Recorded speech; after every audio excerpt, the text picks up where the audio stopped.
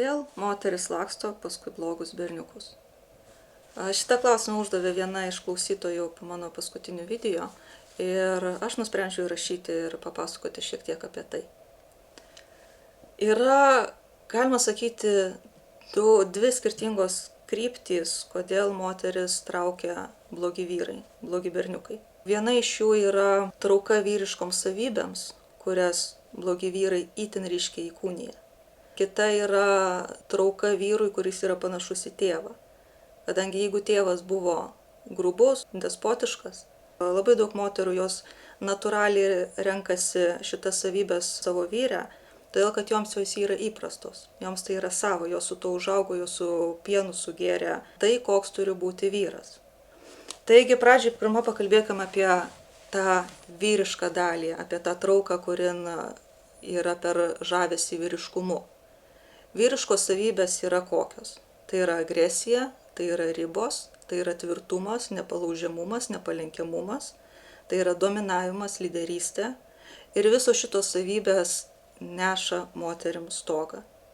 Tik tos moteris, kurios yra labai stipriai traumuotos vaikystėje, labai bjaurių vyrų gyvenime, nesirenka tokio vyro ir eina į kitą kraštutinumą, tai yra renkasi labai švelnų, labai moterišką, netgi silpną vyrą tam, kad jos galėtų jaustis saugiai šalia tokio vyro. Moteris, kurios nėra labai stipriai traumuotos, jom vyriškos savybės yra kaip medus bitėm, kaip nektaras. Va tos vyriškos savybės moterį pačią stumia į moteriškumą. Bėda tame, kad jeigu vyras yra despotas, jeigu tai yra tikrai blogas berniukas, tas moteriškumas pas moterį būna užspaustas, užgniaužtas ir tai yra irgi viena iš priežasčių, kodėl moteris renkasi blogus vyrus, kodėl renkasi būti su prasto charakterio vyrais. Moteriai būti moteriškoje energetikoje vadinasi būti vidiniam chaose, vidinėse emocijose ir vidiniam nepatogume. Dabar apie moteriškumą kalba kaip apie grožį, apie graciją, bet tikrame moteriškume yra žymiai daugiau ir žymiai giliau visko. Ir tame yra ganėtinai daug nepatogumo. Kadangi moteris yra pakankamai chaotiška būtybė savo vidiniu gyvenimu, mes turim labai daug emocijų, mes labai jaučiam, mes turim stiprią intuiciją, kuri irgi nėra taip lengva ir paprasta kaip sausas intelektas. Tai šalia grubaus vyro moteriai visos šitos savybės po truputį užsigniaužia. Jinai pradeda gyventi vien tik tai vyru, pradeda stengtis jam įtikti, pradeda stengtis jo neišprovokuoti ir jinai gali tada nežiūrėti savęs ir visą tą emocionalumą pastumti kur nors po kilimėliu. Ir taip moteris jaučiasi stabiliau, jai nereikia lįsti į savo nepatogumus. Jinai seka paskui vyrą, bet daro tą iš baimės, o ne laisvo pasirinkimo. Ir tada netgi tas siekimas gaunasi kaip išprievartautas. Paskui grubų vyrą sekti yra ganėtinai paprasta, kadangi tai yra išlikimo klausimas.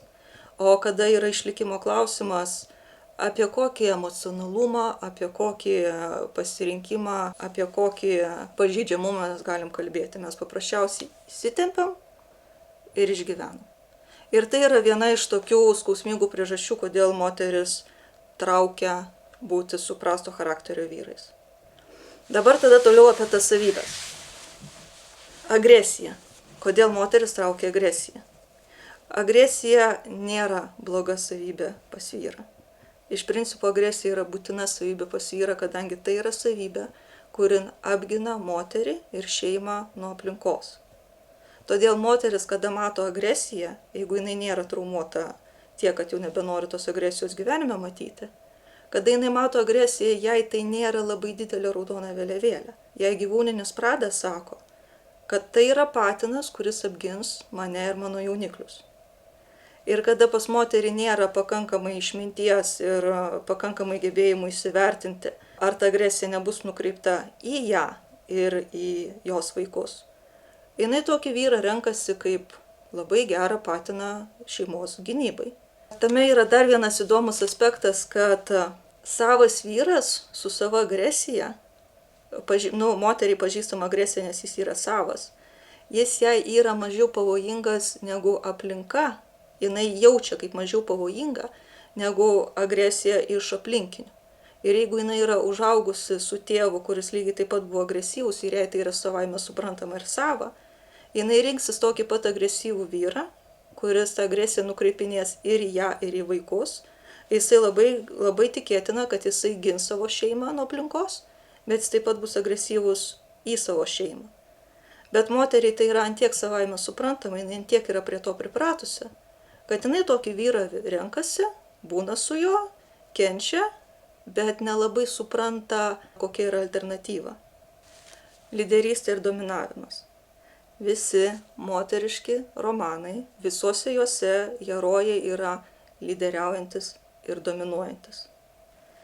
Vienas ganėtinai žinomas psichologas Jordan Peterson pasakojo apie tyrimą darytą, kas vyksta internetinėse paieškose, kokių romanų, kokių herojų ieško moteris. Ir buvo atrasti 5 personažai, kurie yra patys populiariausi moterų tarpe. Tai yra piratai, vilkolakiai, vampyrai, chirurgai ir milijonieriai, tiksliau bilijonieriai. Visi šitie tipažai ką turi bendro? Visi yra dominuojantis, visi yra lyderiaujantis, visi yra arba aukšto statuso, arba jie yra pavojingi. Nes pavojus yra dar viena vieta, kurin labai masina moterį. Ir vyrus masina pavojai. Tai yra turbūt panašu į polinkį į ekstremalų sportą, kur pavojus, neaiškumas, nepažintis ir galimybė pražūti ir gąsdina ir vilioja. Ir šitas derinys gąsdinimo ir viliojimo, jisai kelia aistrą, jis kelia gyvenimo skonį ir jisai labai traukia. O kadangi prie to dar yra stiprios vyriškos savybės, kurios moterį traukia kaip patelę, kaip moteriška prada prie vyriško prado, tai kokteilis gaunasi bomba. Už tai visi moteriško romanų rašytojai žino, koks turi būti personažas, kad sulauktų didelio populiarumo. Dar viena didelė fantazija, kuri labai žavi moteris, yra blogas berniukas, kuris yra geras tik su manimi. Tai yra taip skanu ir taip saldu turėti tikrai blogą vyrą, kuris dominuojantis, lyderiaujantis, visus aplinkui darantis kabutėse, bet su manim jisai švelnus, su manim jisai angelas, mane jisai iš tikro myli. Tai yra žiauriai vežantis dalykas, ant kurio moteris labai stipriai pasikabina. Jeigu to nežino, jeigu nėra sąmoningos tame, tai gali būti tikrai labai didelis traukos elementas. Todėl iš karto perspėjimas tokių dalykų, kaip blogas su kitais, bet geras su manim, nėra, nebūna. Va taip, kaip jisai yra su kitais, tai yra tik tai laiko klausimas, kaip jisai bus su jumis. Tik tai laiko klausimas. Mėnuo, 2 metai ir kai jūs jam tapsit pažįstama, sava, jis pradės su jumis elgtis tiksliai taip, kaip elgėsi su kitais. Įsimylėję tenais pradžioj, susižavėję, susidomėję, mes galim visi tapti vos ne angelais ir nuostabiais vienas kitam, bet palaukit, pamatysit.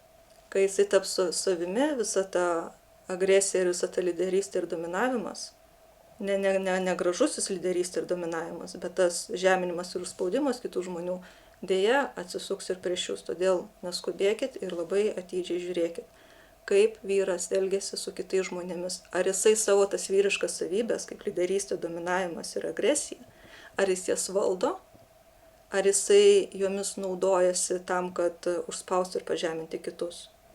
Sekanti moteriška fantazija yra noras transformuoti vyrą. Netgi yra toksai anekdotas, kad vestuvėse jaunikis žiūrėdamas į savo nuotaką svajoja, kad jinai niekada nepasikeis, o nuotaka jau kuria planus, kaip mes jį pakeisim. Padaryti iš blogo berniuko gerą berniuką, padaryti iš blogiečio normalų, šiltą, mylintį vyrą su visom tom vyriškom savybėm, bet reformuoti, taip sakant, yra labai saldi moteriška fantazija, labai saldi svajonė. Moteris ima narkomanus, alkoholikus, visiškai degradavusius vyrus ir bando juos pastatyti ant kojų. Šitas projektas moteriai yra kaifas, tol kol jisai vyksta, bet dėja visą tai retai kada gerai baigėsi. Ir alkoholikai, narkomanai pastatyti ant kojų labai dažnai, jeigu ne visada palieka savo moteris.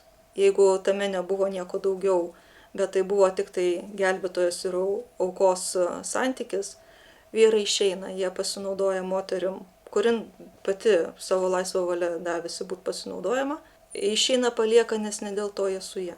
Jie su ja dėl to, kad turi palaikymą ir turi resursus. Ir kartais jie gali visą gyvenimą prabūti alkoholikais, o moteris juos gelbėja. Arba jie pasinaudoja moters resursais, pasinaudoja moters palaikymu, atsistoja ir išeina dėja. Dėja taip yra. Taigi noras transformuoti vyrą yra labai netinkamas pagrindas kurti santykius.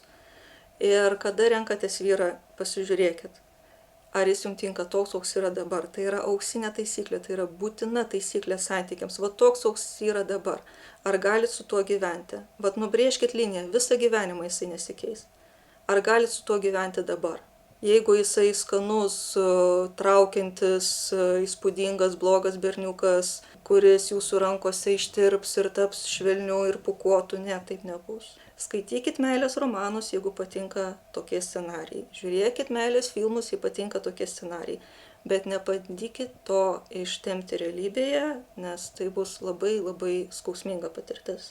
Vyro pasirinkimas pagal tėvą yra šiek tiek sunkesnis ir komplikuotesnis atvejis, todėl kad mes augdami tarp žmonių, tarp kurių mes augome, mes iš jų mokomės, kas yra kas. Mes mokomės, kas yra šeima, mes mokomės, kas yra vyras, kas yra moteris, kas yra sociumas. Ir jeigu mes išmokom, kad agresija ir savo šeimos užguimas yra norma, ir tai yra santykiai, ir tai yra vyras, išmesti šitą iš savo pasąmonės reikia truputį pastangų. Ir reikia gerai peržiūrėti savo santykį su tėvu, pasižiūrėti, ko mes laikomės, ko mes net leidom, ko mes nepaleidom, kadangi mus gali labai traukti į santykį su tokiu pat žmogum, su tokiu pat vyru, tik tam, kad išsispręsti savo psichologinius pasąmoninius klausimus su tėvu.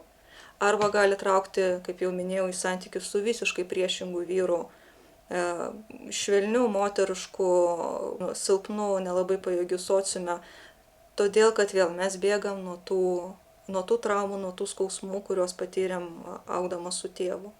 Santykis su tėvu verta pasikelti ir jį peržiūrėti, jeigu jaučiate, kad tenais yra kabliukų, kad tame yra problemos. Tai yra ganėtinai asmeninis darbas, todėl video apie tai nieko labai neįmanoma papasakoti. Tik tai vien matydamo šitą tendenciją, kad jūs renkatės vyrus pagal savo tėvą, tai jau gali šiek tiek išjudinti situaciją, nes atsiras sąmoningumas. Labai įdomus aspektas yra toksai, kad kartais moteris net nelabai supranta, kad jų tėvai buvo despotai, kad jie engė savo šeimą. Jos net suaugusios, subrendusios moteris, jos vis galvoja, kad tėtis buvo labai geras, jisai buvo mylintis, pas jį galbūt stipresnis charakteris, sunkesnis, bet jisai buvo geras, mylintis tėtis. O į jų gyvenimą, jų santykius vis ateina agresyvūs, žeminantis vyrai, kol jai neatsimerkia akis ir jinai nepamato, kad ne, tėvas nebuvo geras ir mylintis. Tėvas buvo vis dėlto engiantis ir agresyvus. Mes nesmerkiam tėvų, jie buvo tokie, kokie buvo, jie darė geriausia, ką galėjo iš to, kas jie buvo. Bet pamatyti tiesą apie tai, kas žmogus yra, tai yra labai svarbu tam, kad mes suprastumėm, ką mes matom, žiūrėdami į kitus žmonės. Jeigu mums užsideda toks tarsi šydas ant akių, kad ta agresija ir tas despotizmas šeimoje buvo meilė ir viskas su tuo buvo gerai, mes to pradedam nematyti kituose vyruose. Todėl viskas gerai mylėti savo tėtį, kad ir koks jisai buvo, bet pamatyti tiesą yra svarbu, kad mes mokėtumėm tą tiesą atpažinti, kad mes suprastumėm, su kuo mes realiai susidurėm. Nes kažkodėl tai sukūrusios santykius su tokiais pačiais agresyviais vyrais moteris verkia ir sako, kad yra blogai, bet pažiūrėjusis į tėtį sako, o ten viskas gerai, taip jo grubus charakteris buvo, bet aš jį myliu, jis man buvo geras tėtis. Tai atskirkim pelus nuo grūdų. Myliu ir tėtis yra labai gerai. Bet koks realiai jo buvo charakteris ir kaip jūs realiai jautėtės tame santykėje, tą reikės pamatyti ir tą kartais pamatyti būna labai labai skausminga. Kaip vaikai mes būnam labai labai prisirišę prie tėvų ir daugelis mūsų net sulaukę 40-50 metų neišauga iš to prisirišimo. Tai ką dabar su visu tuo daryti? Sąmoningumas yra pirmas žingsnis. Visų pirma, stebėkit ir matykit, kas vyksta jūsų gyvenime, kas vyksta jūsų santykiuose. Stebėkit traukas ir stumas, stebėkit, ką jūs renkatės ir kodėl, ką jūs jaučiate, kai pasirenkate. Į didesnį pavojų patenka moteris, kurios labai greitai įsimyli. Ir jom nurauna stogą ir jos jau turėjo 10 blogų patirčių su vyrais, jos turėjo krūvą santykių su agresoriais, pamato kitą vyrą ir vėl bėga iš paskos tarsi, va, šitas jau vienintelis, va, šitas tai jau bus normalus. Ir nemato, ir nežiūri, ir netyrinėja, ir nesiaiškina.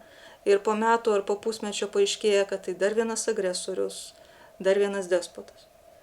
Įsimylėjot, puiku, mėgaukitės, džiaukitės, bet akys atmertos ir žiūrėkit, kas yra prieš jumis. Stebėkit, kaip jis elgiasi su kitais žmonėmis. Stebėkit, kaip jūs jaučiatės, būdamas su juo. Ar galit būti atsipalaidavus, ar galit būti rami, ar jaučiatės saugi, ar tame įsimylėjime yra tik tai adrenalinas, įtampos, aistros ir drugeliai pilve, kurie teikia kaifą, bet jie neteikia to ramumo ar saugumo jausmo, kurio iš principo moteris ir turėtų ieškoti prie vyro.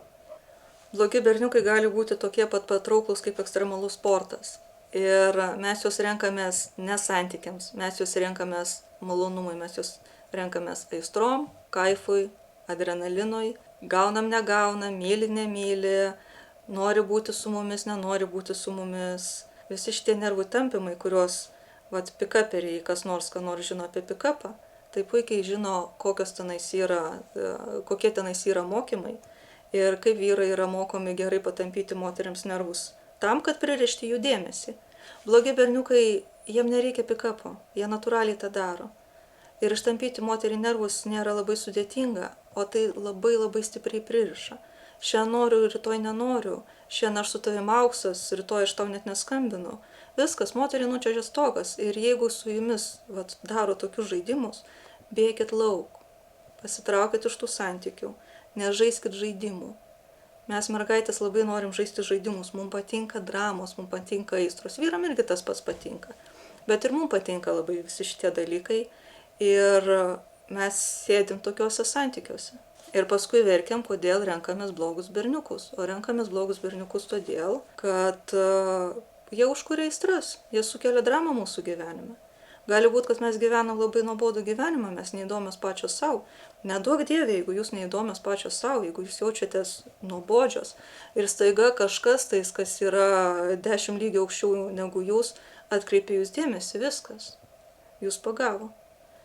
Todėl susitvarkyti savo gyvenimą, tapti įdomiai pačiai savo, susirasti hobių, kurie teikia jums aštrius pojūčius ne santykiuose, o už jų, jeigu tai yra būtina, o šiaip tai dar geriau biškį aprimti nuo aistrų, susipaprastinti, atrasti tai geriau, kas jūs įkvepia, negu kas teikia aštrius pojūčius. Nereikia ekstremalaus sporto savo santykiuose.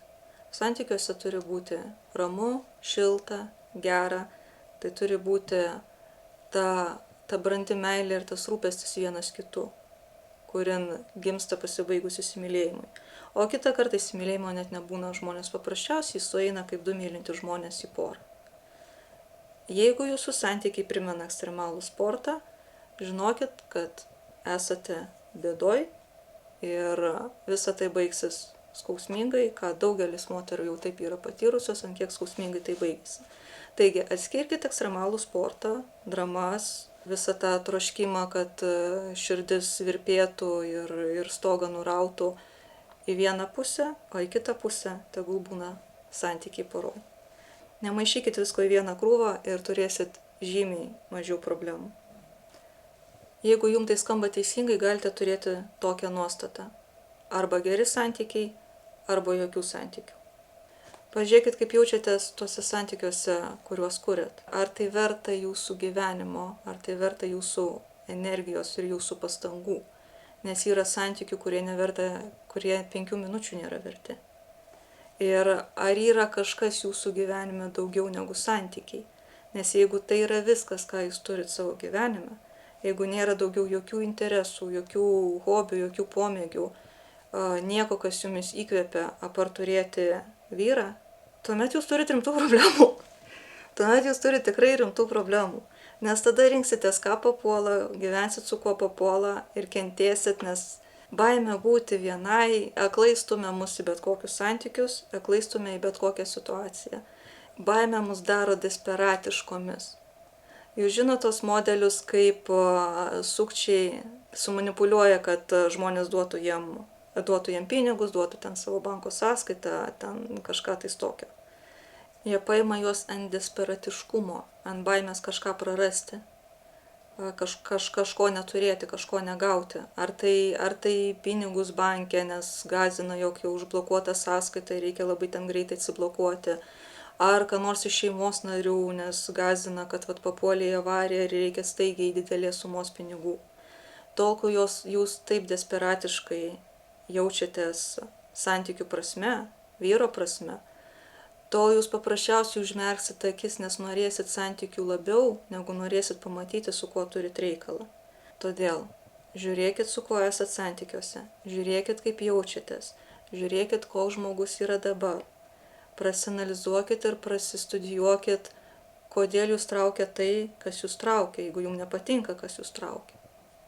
Eikite santykius maksimaliai sąmoningai ir taip turėsit žymiai didesnį šansą bent jau nepapulti ant prastų santykių. Gal tas princas ant balto žirgo ir net jos greitų metu, bet galbūt geriau jokio vyro, negu despotas, žeminantis, engiantis, narcisistiškas, nes tokie žmonės ir vyrai, ir moteris, ir vyrams, ir moterims labai sugadina gyvenimą.